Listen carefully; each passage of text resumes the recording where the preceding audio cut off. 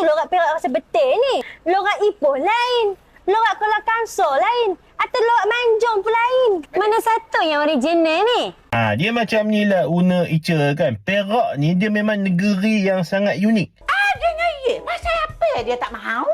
Tak tahu. Ada banyak daerah, dia daerah-daerah besar ni dia bunyi dia lain-lain. Contohnya, kalau belah-belah atas kan, belah-belah Gerik, belah-belah Lenggong, dia udah bunyi-bunyi Pantai Timur.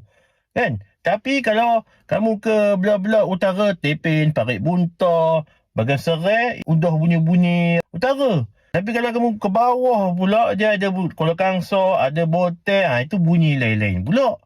Kan? Tu kata, uniknya orang Perak ni. Yang komersial, masuk TV apa semua tu, itu semua lorak-lorak Kuala. Mr. Oz kan. Buat apalah kita buat duit keluar?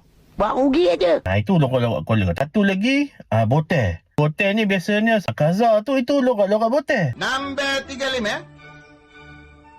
Kampung Sungai Tuek. Ni contoh je senang je. Kalau orang Kuala dia khabar, kamu nak ke mana? Buat apa?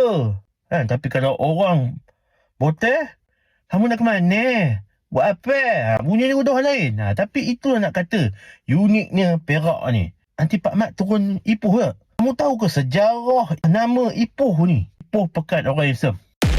Mak awak orang Kuala. Apa awak orang Botek. Atau orang Parit lah. Parit Botek lah. Kan? Awak mau besar ke Ipoh? Memang perfect. So macam mana Pak Mat? Jadi ke makan temuhuk?